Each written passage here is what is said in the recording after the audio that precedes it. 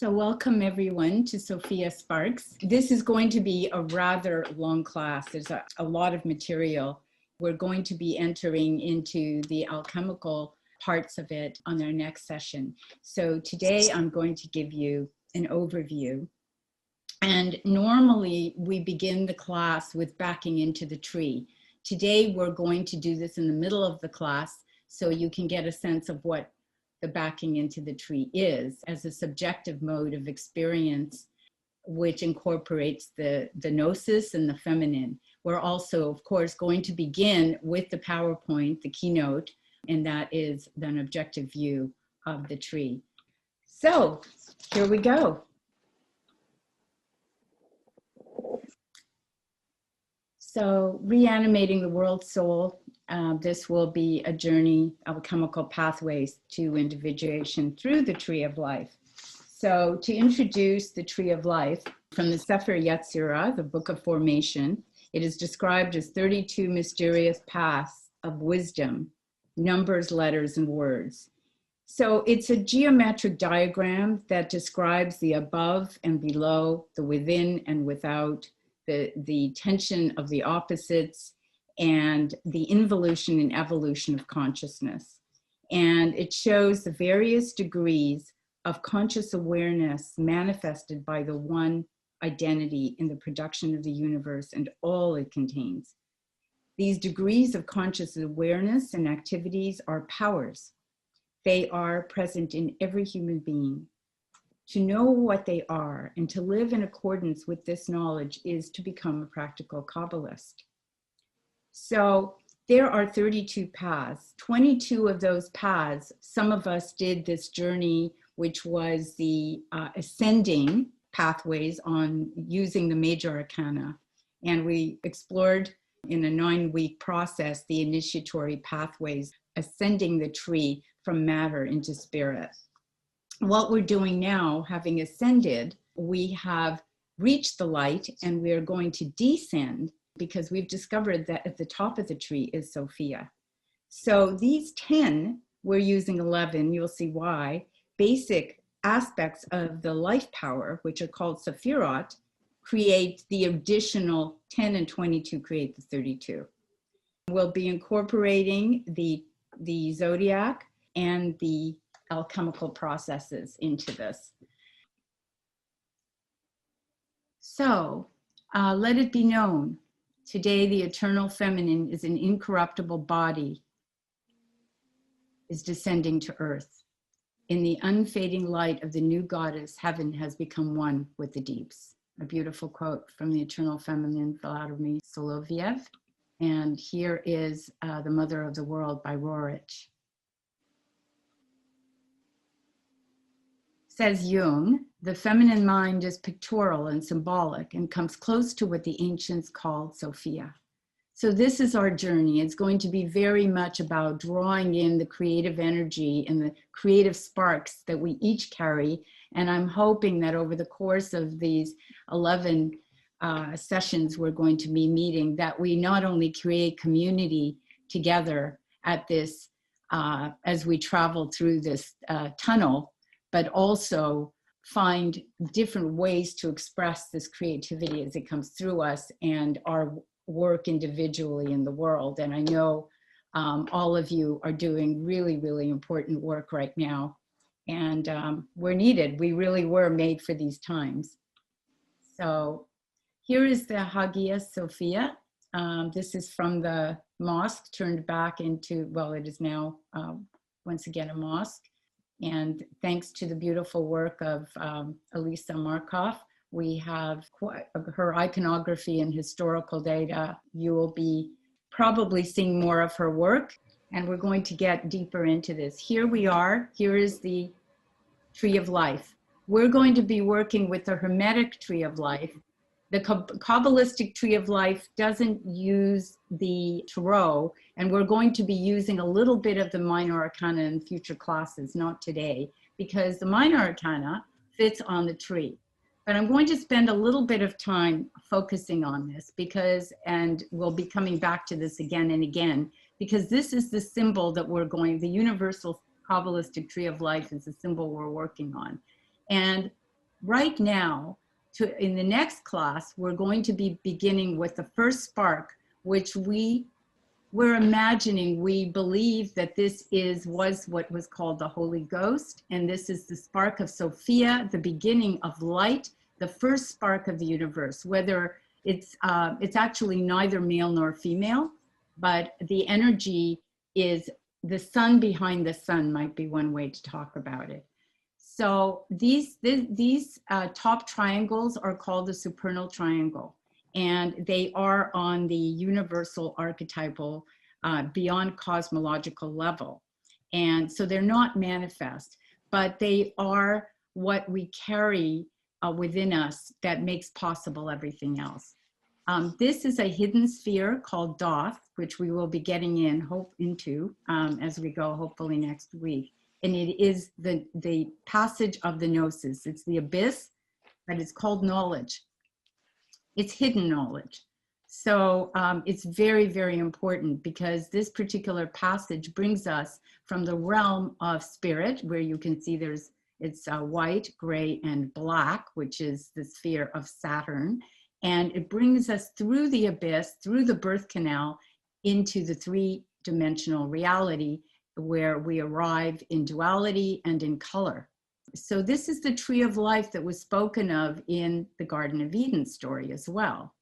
And the tree that stood there, which transcends the opposites. It is the perfect symbol of the universe as cosmos, as psyche in the middle, and down here is matter. This particular triangle down here is called the astral triangle, and it's the subtle body. And this is the realm of the ego on one level, but also of dreams. And so we have imagination, and we have mind, and here we have this lunar reflective energy reflecting the sun. This triangle, which is the very center of the tree, you can see is the sun. And this sun is indicative of the Buddha consciousness, the Christ consciousness. This is as far as we can travel within a body. And just reading yesterday as a background, when I was reading about a lot of the work I'm doing is coming from Stephan Heller's wisdom. And he speaks of this sun is the center. It's called beauty. And it's, if you fold the tree up, you can fold it up into a cube. And this is the very, very center. It's the heart and soul. But what you can see in this is this triangle actually reflects this triangle, which is on the top. It's exactly opposite. So therefore, what we experience in our lives on Earth is a reflection and opposite of what is in behind us in the other realms. So that's an interesting thing to meditate on. This is called the philosophical triangle. So it has to do with the cosmological, the psyche, the soul, the mental plane. And this one, as I said, is lunar. So we have this reflection. At the bottom here, we have the Malkuth, which is the earth. And this is where we are standing right now. And our story takes us that Sophia fell from here. I mean, there are many, many versions of the story. We will talk about them briefly, but she fell. And when she fell from her place with the gods, with the highest realms, she fell, her spark was lost. And that spark is the soul. And what we're working towards in our lives right now is how to bring soul, how to reanimate ourselves and the earth that right now is in such a crisis. So it is the perfect moment to be bringing Sophia's spark back to the earth. And as you can see, this is also Jung's quaternity. For those of you who are familiar with Jung, air, fire, earth, and water. And that is, again, the theme, the air, fire, earth, and water that will there are 4 trees we'll be describing. So just very briefly, because we're on the tree, we're ascribing this to Neptune because it's the beginning, it's the absolute first spark womb, the emergence of the light. Hokmah, which shows over here, says the great father, is also Uranus, the symbol of the zodiac. And then we're going to pop over here. This is Saturn. And this is the beginning of where the ancients started to follow the alchemy. And then we've ascribed Pluto because this is the place of the abyss. It's actually called Thoth. And so it seemed like an appropriate place, Pluto being hidden. It's actually even hidden as a planet, which is a very interesting synchronicity. Then we move down, we're moving down the lightning path. Over here is what is ascribed to Jupiter and across, which is called Hesed. This is the pillar of mercy. This is the pillar of severity. The pillar of severity is the feminine. The pillar of mercy is the masculine, which is interesting in itself. Why? Because the pillar of severity, here, Saturn, we say in the esoteric world that when you strip Saturn's mask, there is the divine feminine. And she is the Black Madonna, the Black Goddess. She is the creator and the destroyer of form. And therefore, she is connected to severity. That said, we're traveling the lightning path. So we're going back and forth, and the masculine and the feminine are always dancing together. And that is the symbol of the caduceus. So we've come from Jupiter across over here to Mars. Mars is about severance, severing.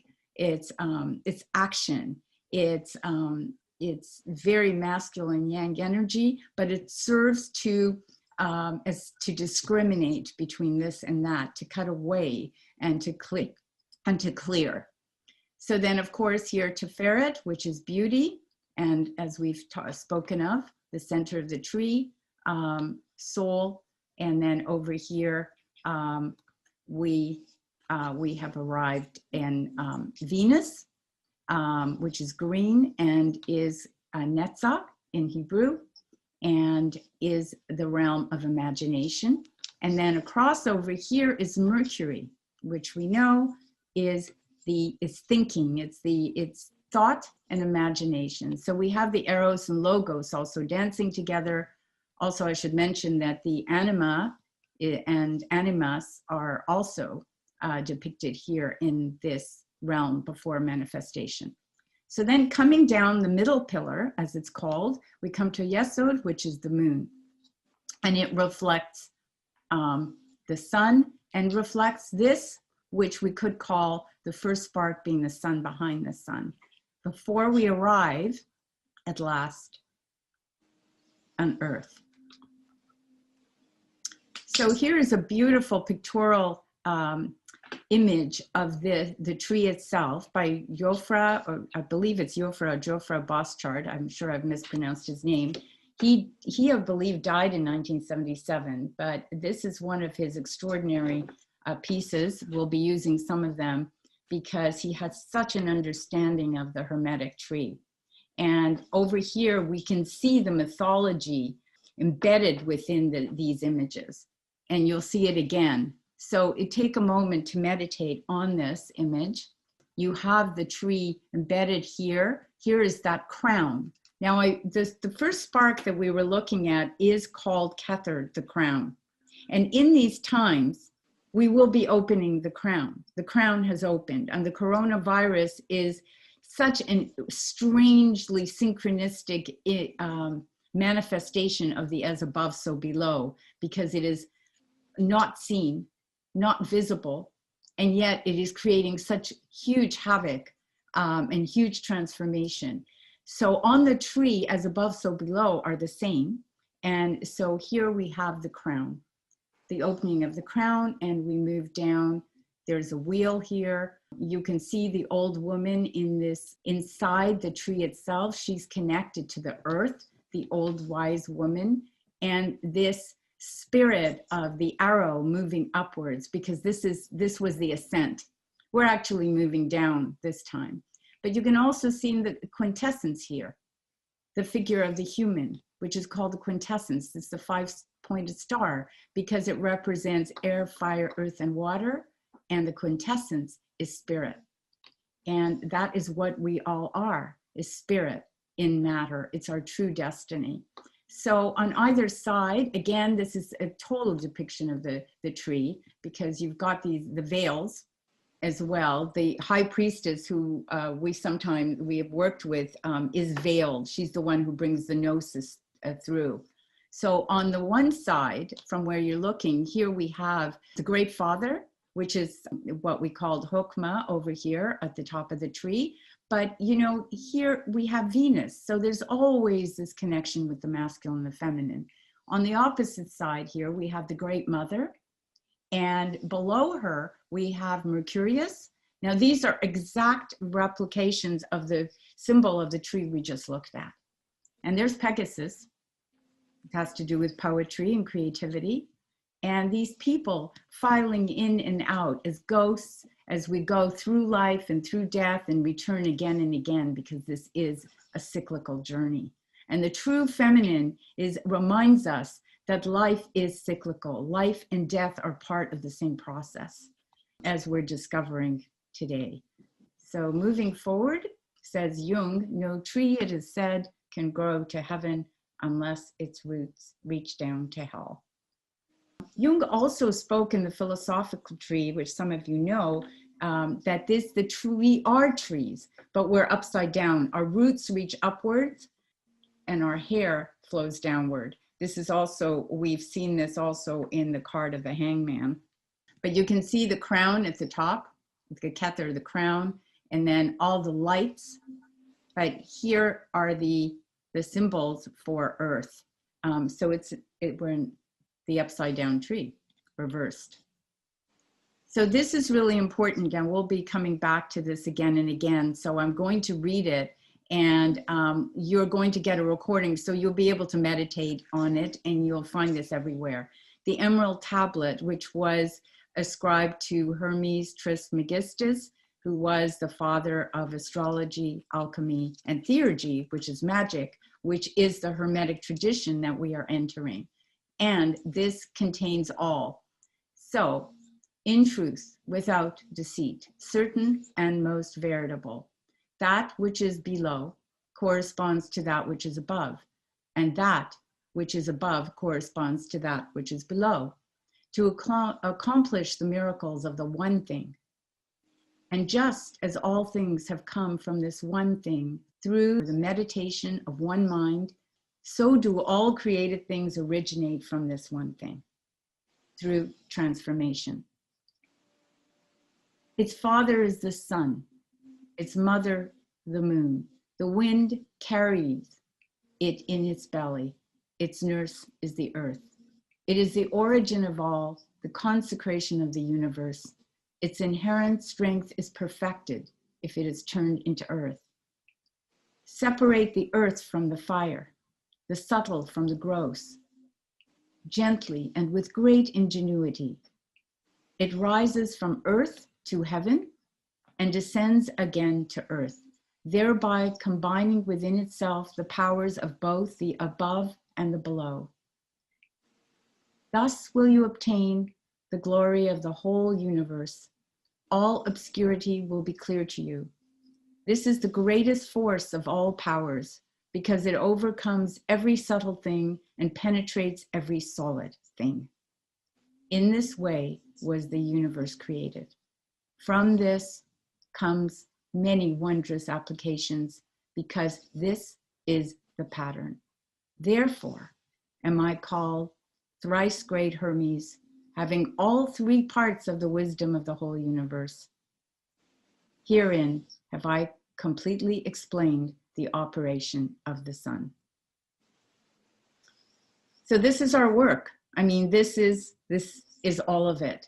And we're going to be looking at these alchemical pieces over the course of our classes, piece by piece.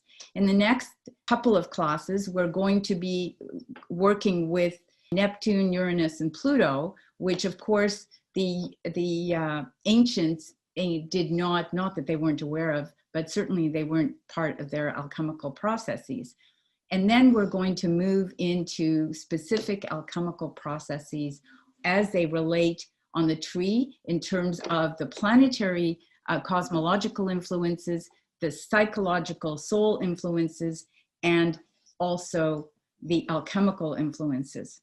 Because alchemy for Jung was in itself held the secrets of individuation processing. So here is another Jofra Boss chart one, and here is Mercurius. Again, he is holding the two sides of the tree. You can see the Great Mother on the left side if you're facing her, and you can see how she really is severity. She is connected to form, whereas the masculine side is connected to force. And in the tree, it is always, the caduceus is a dance of force and form, force and form. So on the left side, you can see her holding that grail, the chalice, the cup in her hand. And below her, you can see these souls moving in towards her or coming out, but it's matter. She represents matter.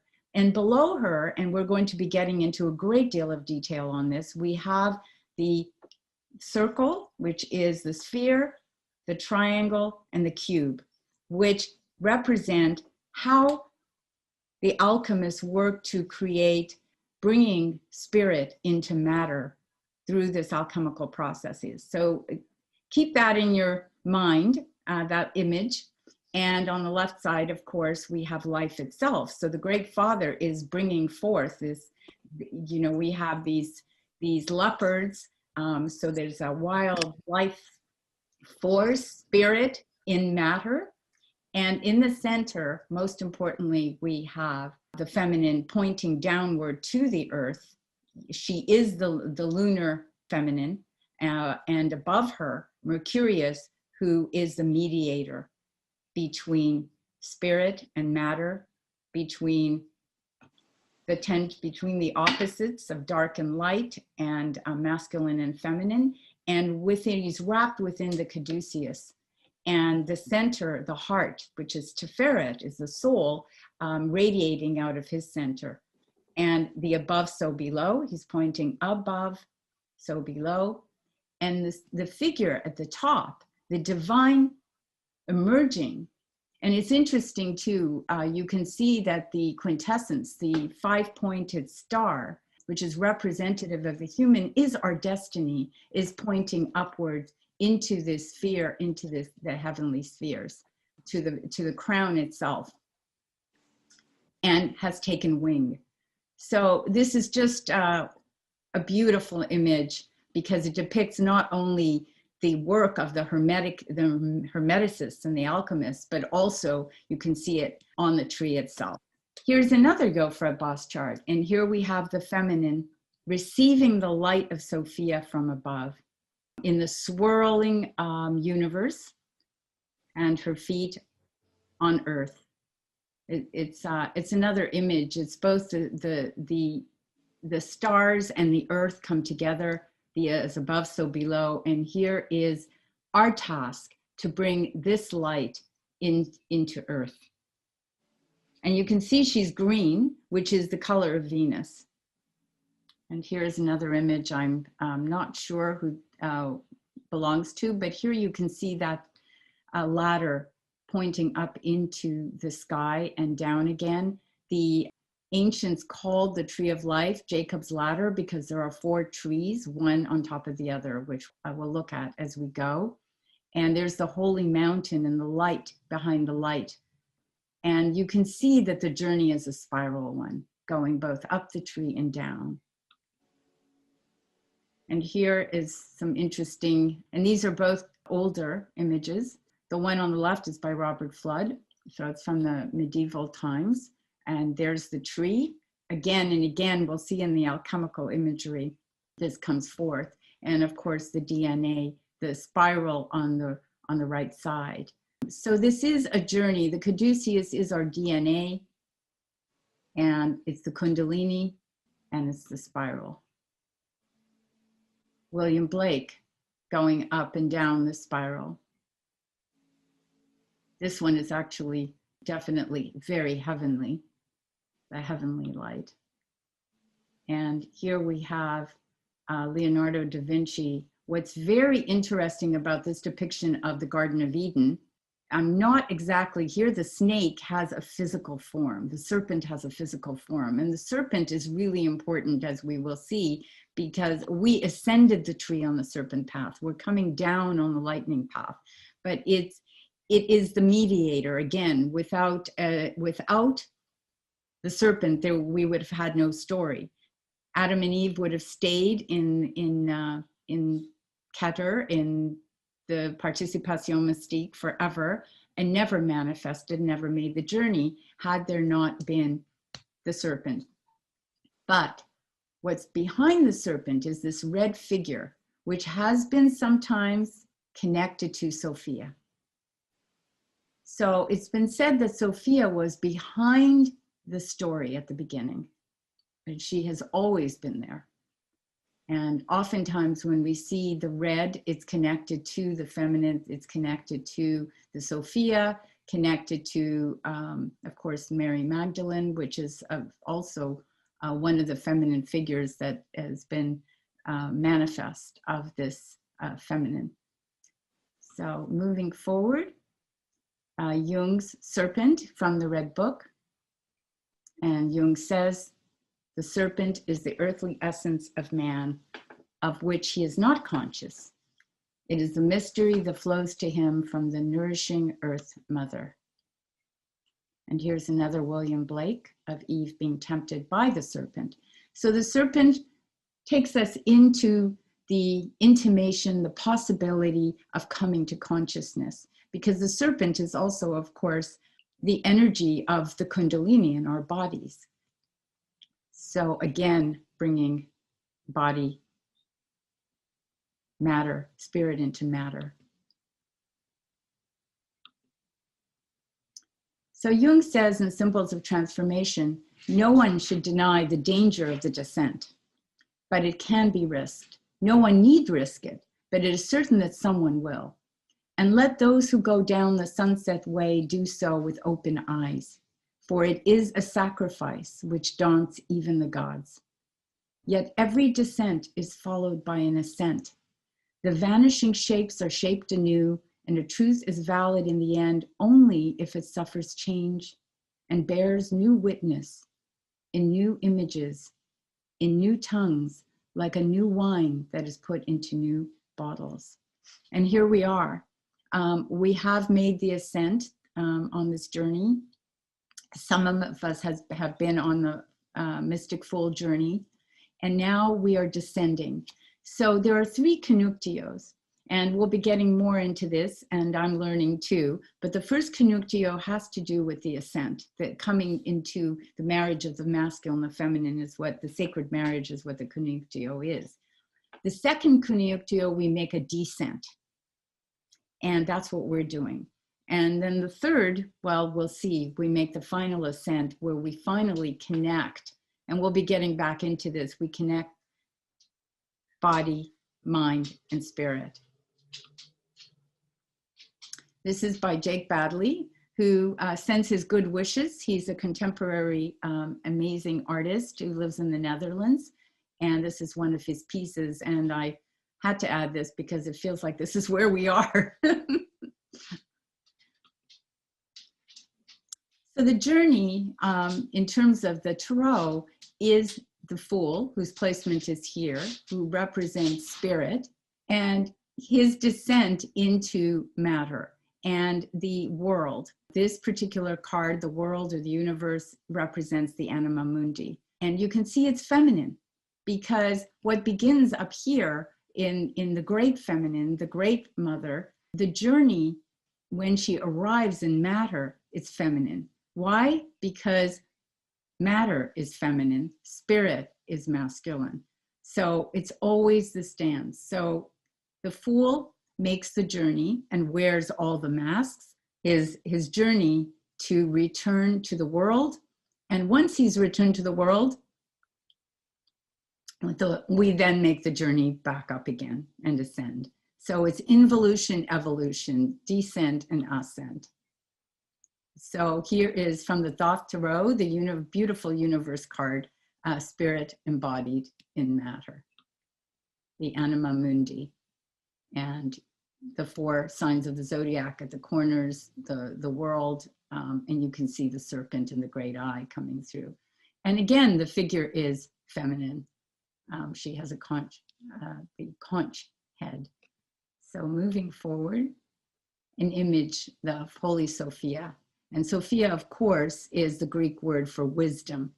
And so she's pointing upwards, she is crowned, and that intimates that keter, the crowning that we spoke of.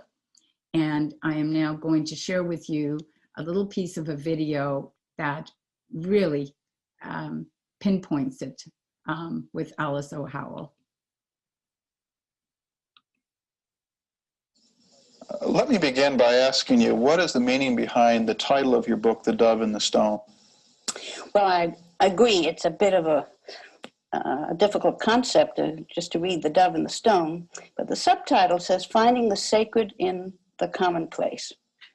And for me, when I discovered that Jung had pointed out that the dove was the only symbol left in the Trinity for the Holy Ghost or the Holy Spirit, somehow that clued me into doing further research. And Jung pointed out that the Christian Trinity originally was God the Father, God the Son, and Hagia Sophia. Hagia Sophia meaning holy wisdom, and that this was feminine. And that the only clue to the fact that the third person of the Trinity is feminine was the dove, because the dove was a symbol of Astarte and the ancient goddesses. And he also pointed out that when the term Hagia Sophia, which is Greek, when that was translated into Latin, it became Spiritus Sanctus. Now, what gender are the words in Latin, Spiritus Sanctus? Masculine. Yeah, so if you refer with a pronoun to Spiritus Sanctus, you'd have to use a masculine one. And so gradually, the whole Trinity, or the Godhead in early Christian times, became masculine. And this did a very sad thing to really, literally, not only to women, but also to our attitude towards nature. And somehow, the idea that nature is sacred and that our daily life, as it were, could also be the hiding place of the sacred, kind of vanished. Everything got projected out into heaven or out there somewhere. And as a result, both women and nature and ecology have suffered until, I would say, the last 50 years, where we're beginning to change our view. Well, now the dove and the stone part, is the idea that the stone, which is matter, might not be just matter. And I think that nuclear physics is coming to our rescue, because if you come right down to what is matter, it's atoms. And what is in atoms is nuclei and protons and electron and energy. And what is so exciting with that idea is that energy is everywhere. It's just matter is energy at a slower rate. So if that energy is divine, then everything is holy. Where does the Virgin Mary fit in our Western tradition as a symbol of the feminine? The Virgin Mary had she caught the projection, as it were, of the feminine and of the goddess, and she has been a most powerful symbol for the past 2,000 years for women. But the limitations of the Virgin Mary, I'm speaking now not to offend anybody, because I too honor the Virgin Mary deeply. the Virgin Mary was not described as having an IQ of any kind. And I think that this too kept women in their place, that the idea of women being able to think or to express their thoughts was certainly not encouraged. And about as recently, let's say, as the 16th century, a woman in England was put to death because she had a copy of the Psalms in her apron pocket. But I think we are now evolving, that women today need to get past the idea that being innocent and pure and sweet is all. That women too have a right to be whole beings. And Jung pointed out that when, let's say, the feminine was pushed out of the Godhead, so was the devil, or Lucifer, or whatever. And so in the Middle Ages, you get these two coming together in a way that, in a negative sense, the feminine and the devilish consorting together. That was the worst that could possibly happen. And so if I'm right in suspecting that Hagia Sophia is the feminine to come for all of us, it would involve a kind of feminine wisdom open both to men and to women that isn't so heavy. But the figure of wisdom in the Old Testament is young, kind, loving to human beings. So you feel, like a lot of other writers now, that there is a reemergence of the feminine principle, Mm-hmm. and where do you see that taking place? Well, if it's right, according to the prophecy of a medieval monk whose name was Joachim of Flores, he said that he felt that God the Father was the God of the Old Testament, and God the Son was, let's say, the archetype of the New Testament, but that the quote-unquote New Age, the age to come, as he said, would be the age of the Holy Spirit. So I stopped it there, but I think that is very relevant right now to where we are. Although we're way past the point, I believe this interview was in the early 90s, 93, I believe, and Alice Howell is no longer with us. And nevertheless, the feminine is now much more active. And I think there's a merging that we're seeing right now with the masculine and the feminine coming together in consciousness, as we see here. So here is another medieval image of the Hagia Sophia. And in this one, you can see above her is the Christ energy. She's crowned, she's in the center with these other beings. And then above her at the very top, is the angels, the angelic realm. And she is crowned and enthroned, and it looks like she's standing once again on the earth. So she's bridging. She's spirit come back into matter. Such a beautiful image. Icon here. Here, once again, is the tree. And I like to use this particular replica of it and have for many years. Here you can see the planets, Neptune and Uranus, Saturn, and this is the realm of the sacred that she's talking about, the Godhead. Wisdom, Chokmah, is the place of Sophia. And Bina, which is called the Great Mother, is sort of the intimation of manifestation that will come in 3D. But at the very top, at crown, we can see that this entire triangle, the supernal triangle, is actually the realm of the gods. And behind this, we have what is called the Ein, which is the void. There is nothing. Then we've got the Ein Sof, the limitless all. And then out of that, the infinite light, the Ein Sof. And from that comes that first spark, which is called the Yod, which is arrives here in Kettern, Keter, the crown. And what I'm going to mention here, we won't get into the Hebrew letters, but over here, these pathways between the spheres are the pathways of the major arcana. This is where we traveled when we ascended, going up from Malkuth, being the kingdom, being earth. We went up the serpent path in the fool's journey. Now we are coming down the lightning path this way. There's much to be said here. So these are planetary symbols. They also correspond to the alchemy. So this is Neptune, not sure what that might be, maybe, but here we have Uranus and Pluto. So we could say uranium and plutonium. And up here on the left, of course, is Saturn, lead.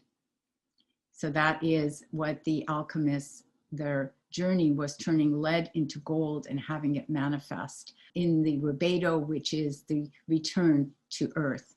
And so Saturn being lead, Jupiter being tin, we'll get back into this again, Mars being iron.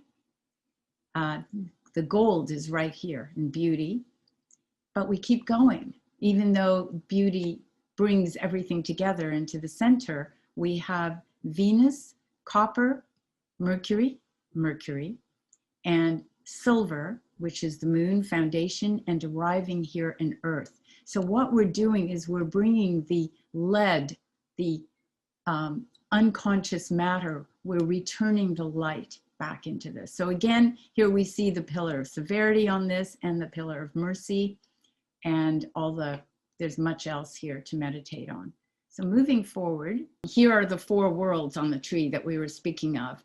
And they represent, and this is really important when we look at the minor arcana of the tarot, because they would represent all the wands would be up connected to Atzilut, which is the archetypal realm, which is the Yod. We have the Bria, the creative, which is water. So we're going from fire to water. These are the cups over here, which is the He of the Yod He Vav He.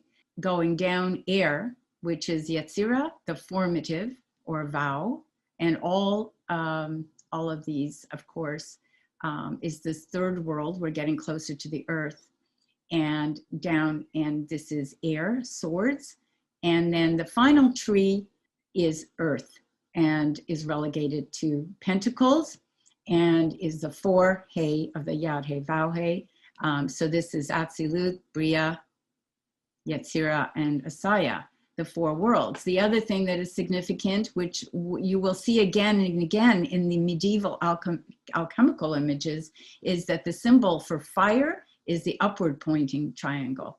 For water is the downward pointing triangle. In the center of the tree, the seal of Solomon is a coming together of the fire of water. It is a symbol of the Kunyuktio, of the masculine and feminine in perfect balance. And here, the ones with the line through it is the symbol for air, again, masculine, and earth, which is feminine. So it's a really pretty succinct depiction. And what I particularly love about this image, I didn't create it, but whoever did, because it's up for discussion and question as to whether the outer planets, Neptune, Uranus, and Pluto belong in this particular placement that I've placed it. But whoever designed this seems to be on the same page. And of course, these are all originally where they were placed by the ancients. And here again is a medieval image where we can see these four worlds. The other thing that I didn't mention, but of course we will as we descend down the tree in future classes, because we'll be going through each sphere one by one and entering into the color and into some of the sounds and the imagery with that. But what is significant is that each of the spheres on the tree correspond to the four suits of the minor arcana. So all of the ones at the top of the tree are the aces, and all the twos would be connected to Hokmah, which is the Uranus, and all the threes will go into Saturn realms, and so on. And here's Jung's Tree of Life. And here's a diagram of how it might work. And again, this can be discussed, but here we can see the triangles. We can see spirit and the upper triangle, and then here the doth, the knowledge, as we descend down. Here is the reflective philosophical triangle. And then as we move down, shadow, by the way, is everywhere. Anima and animus are on the two sides, but originally they would be sitting up here. But we can see the archetypal world.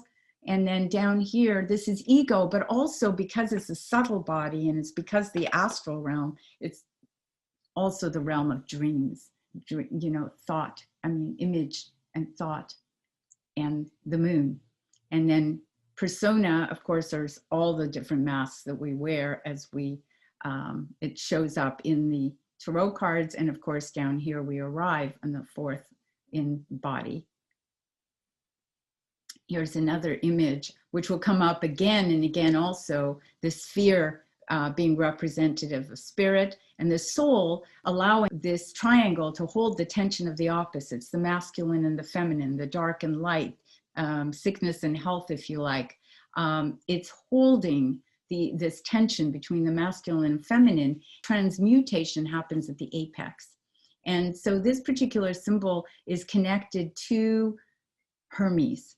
And because he is the mediator between spirit and matter in the alchemical processes. And of course, here is matter, the cube, arrived on earth, because that's four. There's Jung's quaternity is four: air, fire, earth, and water. Bringing spirit into matter was the squaring of the circle that the alchemists were struggling with. And here is another symbol that I made where you can see this laid out, the supernal triangle. I think it's the archetypal world, but actually even beyond that. And then the ethical triangle, as it's called, is the world of psyche and soul in the center, and the mental plane, and then the astral plane being that of the dream realm and the subtle body and the world of the imaginal. Here's another diagram of the same. Here we can see the lightning path is a sword, and this is the path we're taking on the Sophia journey. And on the right, we can again see laid out these triangles. And once again, we can see the lightning and the serpent paths. So says Jung, the right way to wholeness is made up of fateful detours and wrong turnings. It is a longissima via, not straight, but snake-like, a path that unites the opposites in the manner of the guiding caduceus, a path whose labyrinthine twists and turns are not lacking in terrors. From Psychology and Alchemy. And this is Froben. It's a very, again, a medieval image. And we can see the dove, actually. I don't know if it's a dove, it's a bird. Birds are, we'll see many birds in the alchemical. And as Marion Woodman used to say, we can see the hands coming out of the clouds, but we have the caduceus, the masculine, feminine snakes coming together and kissing at the top, where they're crowned at the top of the tree. Again, symbol from the Red Book from Jung. Wholeness is not achieved by cutting off a portion of one's being, but by integration of the contraries. This is George McCrae, who was one of the translators of the Nag Hammadi Library, which was discovered in the 1950s and held a lot of this lost information. And it is the Sophia as the union of the opposites. And antithesis and paradox may be used to proclaim the absolute transcendence of the revealer, whose greatness is comprehensible and whose being is unfathomable. This should say incomprehensible. So I will adjust that. So whose greatness is incomprehensible and whose being is unfathomable. So here's another image that I created so that we can get a sense of the supernal triangle. And this is, again, the realm of the unmanifest of the gods, the original archetypal image of what descends. But this triangle where we can see the tension between the masculine and the feminine, Hokmah being wisdom, Bina being understanding, which the two together and the crown are in themselves the supernal, the Godhead, as Alice O'Howell described it. And from Nietzsche, I say unto you, one must have chaos in oneself to give birth to a dancing star. I say unto you, you still have chaos within. We will get a little bit more into this as we go. Here we can see the quintessence again within this five-pointed star. And we see it again in the figure of the man, the Vitruvian man, as it's called by Leonardo da Vinci, which we're all familiar with. And Jung on the self. So what is the self? The self can be accessed. The self appears in dreams, myths, and fairy tales in the figure of the supraordinate personality, such as a king, hero, prophet, savior, or in the form of a totality symbol, such as the circle, square, quadratura, circuli, the cross, etc. When it represents a complexio oppositorum, a union of opposites, it can also appear as a united duality in the form, for instance, of Tao, as in the interplay of yang and yin. Empirically, therefore, the self appears as a play of light and shadow, although conceived as a totality and unity in which the opposites are united. And of course, there it is. We'll continue. Again, from Jung, the soul comes from the stars and returns to the stellar regions. And the Gnostic tradition, the term Sophia, wisdom in Greek, is the final and lowest emanation of God. In most, if not all versions of the Gnostic myths, Sophia brings about an instability in the pleroma. So the top triangle could be called the pleroma. It's, before all. In turn, bringing about the creation of materiality. Sophia brings about an instability. She shakes things up in the pleroma by separating. In her separation from the one, from that one light, she began bringing us to the material form. So the pleroma in Gnosticism is the spiritual universe of the abode of the God and of the totality of the divine powers and emanations. So that would be the Kether, the top triangle. And this from Stefan Heller, The Worlds in Gnosis, and we can see the three triangles. It's very interesting. Please play with this because there are no definitive answers. We are circumambulating this knowledge in order to make sense of it for our time. It's so important to go back to the ancients, but our time brings together a multitude of eras and times and aeons. So here we are, the pleroma, the cosmos, which corresponds, as we've been speaking, to this middle self, to the mental sphere. It seems, and then chaos, which is earth. And so we are in chaos. And here's a quote from Marion Woodman from Dancing in the Flames. It is within the chaos that a deeper, intrinsic order reveals itself. This is not the imposed order that we have become so accustomed to in a patriarchal, conceptualized world. An order that is not connected to the creative matrix. Rather, it is an order that emerges instead of being imposed. When we are connected to this emerging order, we are psychically living from the incarnate feminine energy that has within it the possibility of transformation. And I think this speaks directly to these three triangles of the Gnostics. And in conversations with Marion, it became clearer and clearer that Jung was very much influenced by the Gnostics and saw himself as a Gnostic, and I think that Marion Woodman did as well. So here from Jung, which is reminiscent of the Hermetic, the emerald tablet.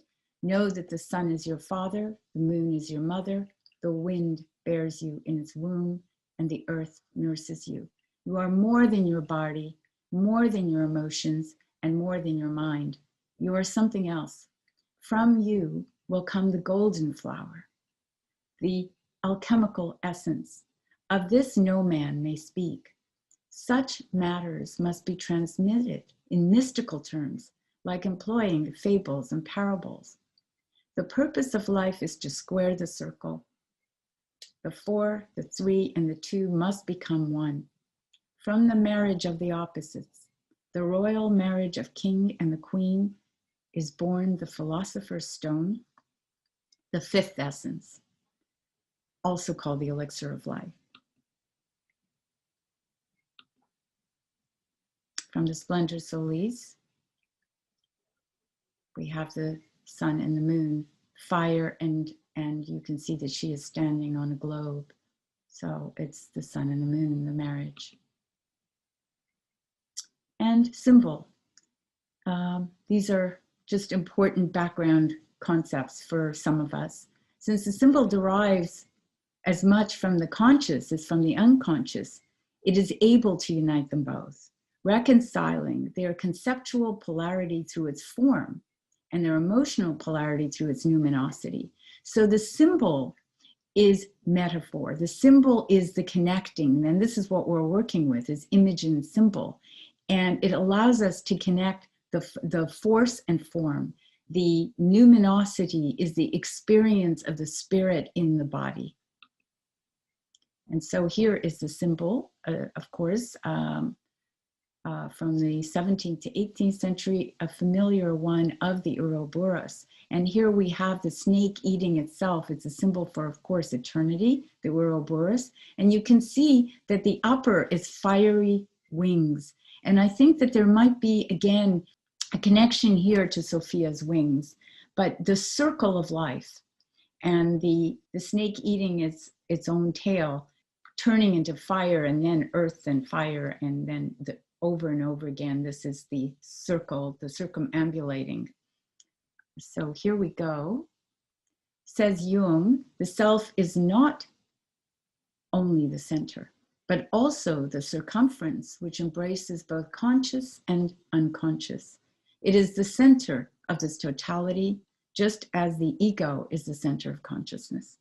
So the ego is all that we think we are, all that we know, but what we're receiving now is so much more. But we are not just a center, we're also the circumference. So we're moving through time and space as we are. And this is, again, a medieval image. And there's much here. We might come, here's Lucifer having fallen from the top. And there we could meditate on this one for quite some time. But we can see the spiral universe here. It's where it would descend into matter or back again. Here's the image of the alchemist squaring the circle with his compass. And you can see he's using the circle and trying to square the circle. Of course, it's impossible to square the circle in physics because of pi, which I don't completely understand. But on a symbolic level, squaring the circle is bringing spirit into matter. And very important, this is also the thesis, antithesis, synthesis in Hegel's philosophy. We can see the feminine, masculine, the creative resolution. So within the triangle, we have so much, because within this is the two poles, the tension of the opposites that Jung speaks about, that do we go to the left? Do we go to the right? Do we go, is it dark? Is it light? We need both. And we cannot arrive at the third, at the transformational point, until we surrender, as Marian speaks to, until we surrender, because we can't move back and forth. We're in that on our globe right now. I mean, what is truth? What is a lie? Where are we? We don't know. So in this place is an incredible potential for transformation, because we have to hold that tension on the two sides. And as Marian used to remind us, if we hold that tension, then, and surrender, the middle may open up and we may receive the grace that brings us to a whole different level of consciousness that was not even imagined on the level in which we were before. And that is what Jung referred to as the transcendent function, the transcendent third. More on that, of course. And here is an amazing symbol, also from the Middle Ages, which really incorporates all of it. It incorporates, as you can, if you look at the bottom, you're actually entering the temple. And Jung has images of this in the Red Book, of entering the temple, which is our own beings, our vessels, our bodies, and entering the temple and stepping into receiving the wings, the Yodhe Vauhe, which is what this is. It's the light of the God, receiving it down through the circle of the zodiac into the cube of space. And here we have all the astrological symbols around the circumference. And these planets, which Jung refers to again and again, which is Mars, Saturn, Jupiter, and Venus, and the sun and moon. And this is what was there. Within this, we can also see the quaternity, we can see the circle, and the fire over here. And that is the light, the spark that we're speaking of. I'll return to this. It's lovely because it's a cube, so it's dimensional, it has a dimensionality. So now I'm going to take you through a very few images, and then very briefly, we're going to back into the tree. So here is how the energy moves. And this symbol is important because we're on the lightning path going back and forth down. But whether you're going up the tree or down the tree, if you look at it from the bottom up, it's a spiral. If you look at it from the top down, it's a spiral. And we stand in both at the circumference and the center.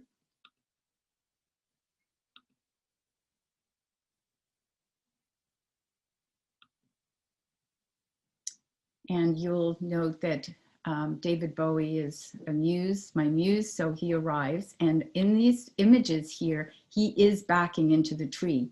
On the left, he is drawing a symbol of the tree. He is wearing an outfit that represents the lightning path.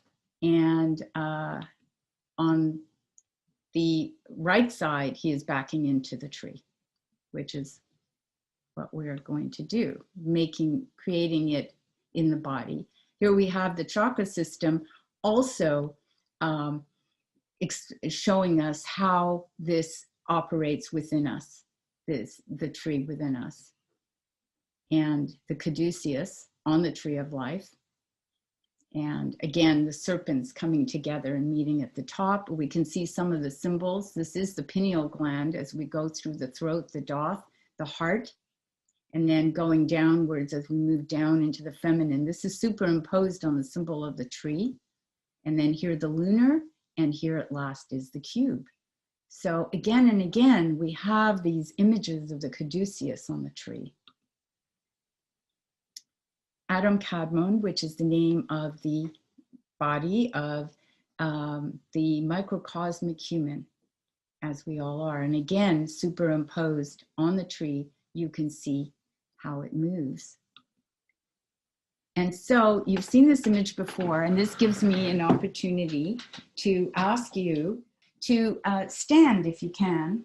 And I'm going to keep the image up, but you can stand and imagine yourself backing into the tree. And so imagine that your body is the tree, and you're going to open up the very, very top above your head. The supernal triangle is above your head. So you're going to open the light, the crown at the top. You're going to open it up and allow that white light to stream forth and move to the right, because the tree is reversed from what it was when we were looking at it. Now, subjectively, we're backing into it. So you're going to move to first, excuse me, I've already, you're going to move to the left for the Great Father energy, the Hokmah, across to Bina, the Great Mother on the right. And then you're going to descend. Let the stream of white light just travel down through your throat, down into your left shoulder, which is the Hesed, Jupiter, across to your right, the red, Mars, and then we're moving it down the gold into the heart and the solar plexus, this whole area of the sun. And then from there, I'm going to continue to the left side, which is Venus here, green, Netzach, and across, letting the light stream to the right side, which is Hod, which is Mercury, and it's green, and then down into this whole sexual region, which is the lunar moon Yesod, called the foundation. And then from there, let the energy stream all the way down into your feet and allowing it to stream out as roots deep and going deep into the iron earth of the planet itself, and letting your roots, dark, rusty red, sink deeper, deeper so you're grounded. And then gather that light, gather the red and the white and the gold and the green and the orange and the purple and the red and the blue, and bring it all up and let it all stream up and come back up and back down to the center. And that was a very quick journey through the backing into the tree, but we'll be doing that at the beginning of every class. So moving forward, again, we see the alchemy on the Tree of Life. And we see the alchemist with his compass, and he's standing at the top. We have the water, fire, masculine, feminine.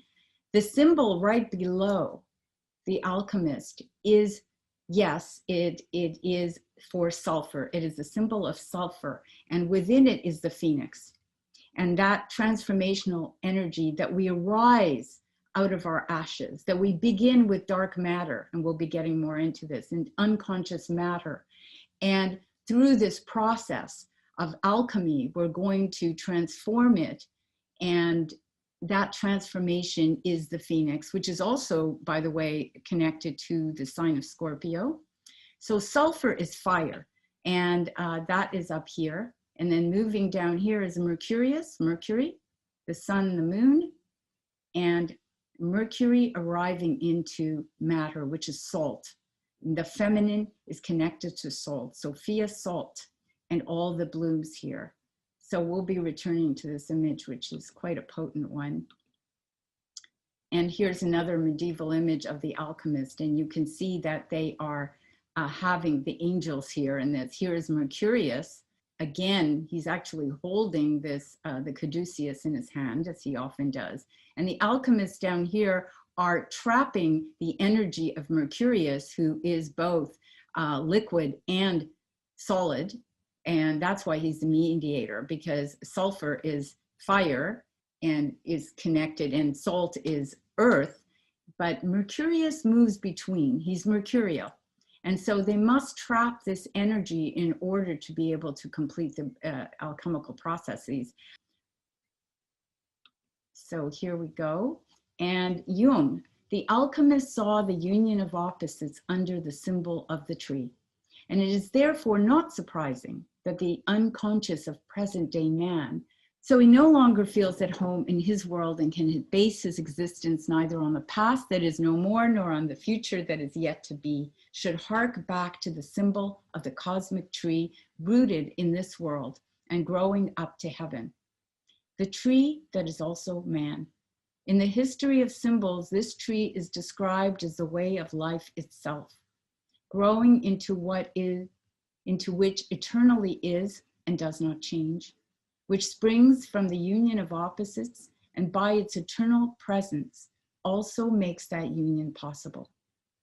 It seems as if it were only through an experience of symbolic reality that man vainly seeks his own existence, and making a philosophy out of it can find his way back to a world in which he is no longer a stranger. So there's much there. I apologize for the repetition there, but even the symbolic reality is dependent on the experience, our experience, the subjective experience of God, of experiencing our subjective reality.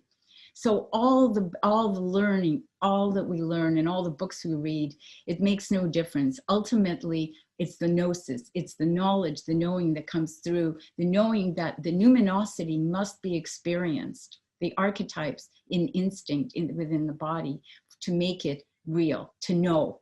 So this is from Psychological Types. And this is where we're going. And here we can see the tree laid out again with all the planets. And we'll be moving class by class. Next week, I'm hoping, because I wanted to begin with Neptune, but there was just too much to cover, and I wanted to do the overview. So next week, we'll be working with this light, with Neptune, and also with Pluto, which actually isn't a planet according to astronomers any longer, but it is the hidden knowledge. It's the gnosis, it's the place of the gnosis. So we're going to be working with these two before we pop back in to these. And from this point onward, from Saturn on, we're going to be working with what the ancients called the azot, which is the Mercurius itself, and will take us through the entire alchemical journey of individuation. So that's to come. This is Jung's red book. As you can see, he is working with the tree. Down here is definitely the instinctual level, unconscious instinct, and we have the roots of the tree and the fire, and here is that light, bridge and the bridge. The trunk is a bridge. So we ourselves in our body are a bridge between spirit and matter. We'll be coming back to this image again many times.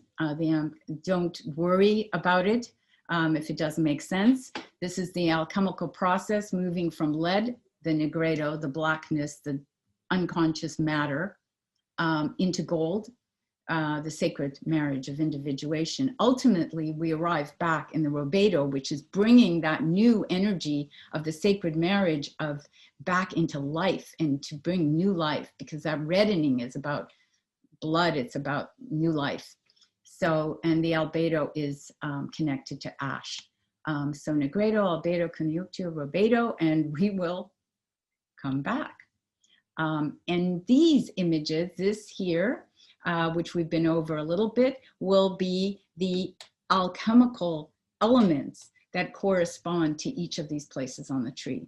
And it is through these and the planets that we're going to be bridging our understanding. So says Jung, sun and moon supply the seeds that are planted in earth, Mercurius, and presumably the 4 other planets form the trunk of the tree: Saturn, Jupiter, Mars, and Venus. We saw that in the symbol previously of that square. The 4 that are to be united into one refer to the tetrasomia of Greek alchemy, where corresponding to the planets, they stand for lead, tin, copper, iron, and copper, respectively. What we just went over. Here's another beautiful alchemical image where you can see the whole thing laid out, and we'll be coming back to this one again too. Again, we have the Yad-He-Vah-He of the gods, the angels, the entire zodiac, because the ancients used astrology, and here is Mercurius. I cannot read the Latin. If anyone can, please send it forward. But here is Mercurius, who comes down the center of the tree and makes the bridge, and is both at the bottom and the top of the tree. These are, again, the planets, and as well as the zodiac, and the birds of transformation. So we'll return to this image. There's much here to be meditated upon. Again, as you can see, this is Mercurius, who is creating, this is Mercurius being caught in the alchemically sealed vessel, which we must contain ourselves. We are all on a planetary level, even as we sit here outside of time and space together, we are all in an alchemically sealed vessel. Coronavirus has sent us inward, has sent us into the inner reaches of outer space within ourselves. And so we are in this grand opportunity to understand that which has been hidden to us because we've been so much involved in the outer world. So we get to transform, to do our inner alchemy through this process, through our own work right now, as we prepare for what is to come. And yes, there is a future on the other side. Here is Jung's star from the Red Book, and a little more about that. We will be getting into this. He says here, and this is from that beautiful art book that appeared in Santa Barbara on Jung's art. Jung saw the star as a variation of the mandala figure. In 1950, he published the painting Star in Concerning Mandala Symbolism immediately after the image of page 105 in the Red Book. And he added this commentary. Once again, the center is symbolized by a star. This very common image is consistent with the previous pictures where the sun represents the center. The sun too is a star, a radiant cell in the ocean of the sky. The picture shows the self appearing as a star out of chaos. The four-rayed structure is emphasized by the use of four colors. The picture is significant in that it sets the structures of the self as a principle of order against chaos. Collected Works 9. So I'm just going to go back so you can have another look at that before we move forward, and we will be coming back to this. And again, that Sophia descended from the pleroma into the realm of the world, which is chaos, which is where we are now, preparing to come out of the chaos by bringing this spiritual light back in, the sacred. And in alchemy and individuation, according to Jung, alchemy is a symbolic representation of the individuation process. Alchemy, as a nature philosophy, is of great consideration in the Middle Ages, throws a bridge to the past, the gnosis, and also to the future, the modern psychology of the unconscious, let's hope. Only by discovering alchemy have I clearly understood that the unconscious is a process and that ego's rapport with the unconscious and his contents initiate an evolution, going more precisely, a real metamorphosis of the psyche. So we're evolving from the external into the internal and spiraling back out again. And then again, above so below, the union of opposites and the transcendent third. And we're looking at Hegel's thesis, antithesis, synthesis, where we just were. And again, Jung says, as I see it, as the three-dimensional world in time and space is like a system of coordinates. It may appear there in space-timelessness as a primordial image with many aspects. The tendencies of the conscious and the unconscious are the two factors that altogether make up the transcendent function. It is called transcendent because it makes the transition from one attitude to another organically possible. And I think this is where we are right now. And says Marie-Louise von Franz, if we stay with the tension of opposites long enough, sustain it, be true to it, we can sometimes become vessels within which the divine opposites come together and give birth to a new reality. And from Marion Woodman, the body has a wisdom of its own. However slowly and circuitously that wisdom manifests, once it is experienced, it is a foundation, a basis of knowing that gives confidence to the ego. To reach its wisdom requires absolute concentration, dropping the mind into the body, breathing into whatever is ready to be released, and allowing the process of expression until the negative, dammed up energy is out, making room for the positive energy, genuine light to flood in. So even though Marion didn't consciously work with the tree, you can see in this language that she is speaking to the little journey that we just took, where the body is holding Sophia's wisdom. And of course, for Marion, Sophia was the feminine face of God. And the foundation being that lunar vessel, that containment where we looked at the yesod, the foundation, the moon, where we hold the container of the feminine, and is also the womb itself. And that this holding, this opening, allows the ego to be able to be strong enough to to receive the penetration of the light. And there I'm paraphrasing Marion. So here's William Blake, and here is the union of body and spirit. And we're at the end. And again, Jung, individuation. Every life is a realization of a whole that is a self, for which reason this realization can also be called individuation. All life is bound to individual carriers who realize it. Every carrier is charged with an individual destiny and destination, and the realization of these alone makes sense of life. And so,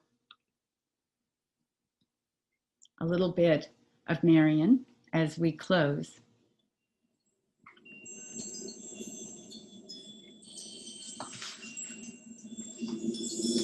I do believe that we all have a destiny. We either live it or we escape because we're afraid to live our own reality. I feel blessed. I didn't really have choices. I have been forced through dreams, through my body responses, through illness, to surrender. The surrender feels like death. But if you're going to live your full soul's journey and find the spiritual dimension, you're going to go this way and surrender the old life to the new. I do not see surrender as failure at all. I would have simply died if I hadn't seen that in the death was the birth of a whole new consciousness. And this photograph, this beautiful photograph, was taken by our Vanessa, who is here with us today. Thank you, Vanessa. Marion loved this photo because she's looking both inward and outward. And this was our original image that we began with when we began A Fool's Odyssey back in April, at the beginning of coronavirus, and when the Black Madonna candle was still whole. And thank you so much for being with me on this first, a very full class. And here's the Sophia. And I think that's it. Let's open it up to questions and comments. Mary had a question before. Where is the cube in the body? The cube is Earth. So the cube would actually be the whole body in a way.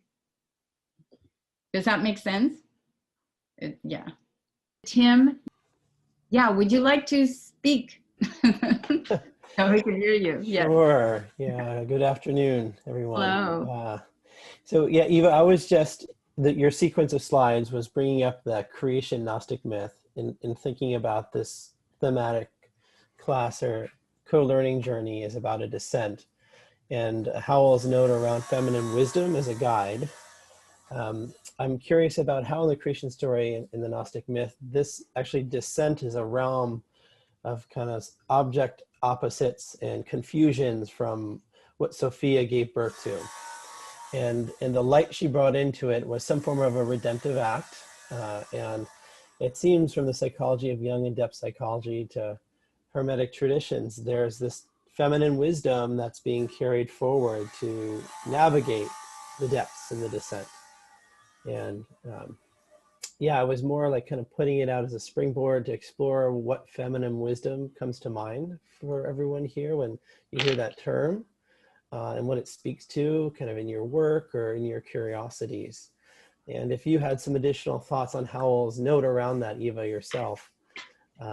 Well, it's an excellent question, of course, Tim, and a complex one, because there are actually many versions, as I'm discovering. I'm delving into Heller now, of the Sophia myth. But one of them is that she fell. She literally is part of there's a beautiful poem, I'll see if I can find, by Sappho, about falling, about being a star and falling from that star into matter. But when that separation happened, somehow there's a complex story we'll get into with the demiurge, which was her child, who was a monster, and then got caught, and she followed the wrong light, and she got lost. And when she got lost, there was a splintering of the spheres, and there was all hell broke loose, so to speak. And according to Stefan Heller, the demiurge is the God Yahweh that we've been worshiping, and he's the world that we've created. So Sophia got lost, and we're hoping now that she returns so she can come back and animate the matter, the world. And that's what we're all here for, because we are emissaries of Sophia, or we wouldn't be here. I know that's just, as you said, Tim, beautiful springboard. And if anyone would like to comment on that, we'll continue that conversation. Thank you. Does that help? Does that answer your question for the moment? Yeah, it's great just to get it started. I know we're just beginning this journey. Thank you. Anyone else? Any questions, comments, anything? I have a quick question. I know I might be jumping ahead a little bit, but I'm curious to hear why you're merging Neptune and Pluto for the first, or the next.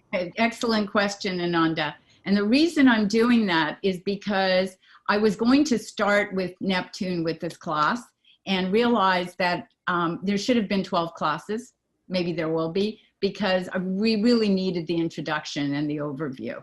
And so I'm merging Neptune and Pluto just for the sake of having the 11 classes. But there's a secondary reasoning to that. And that is that the three outer planets, Neptune, Uranus, and Pluto, are actually not part of the alchemical processes that the ancients followed, of course. And so we're going to work with these before we get into the actual Hermetic processes. Pluto is here in our throat area, so it's the gnosis.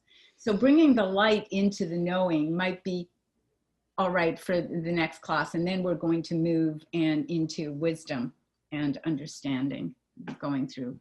So we'll see. I mean, sometimes it has a life of its own. Thanks, Ananda, and thank you for the addition of the Neptune, and we will be incorporating it, of course. And Ananda has made us sound connections for each of the planets, and so we're going to be incorporating the sound as well as the color. And I would like to propose to each of you to work with that, because you all have so many creative talents and gifts, and over the course of time, you know, there will be dreams that you will want to incorporate, hopefully, and bringing in the vibration of sound, color, all of it will really enhance this very multivalent process.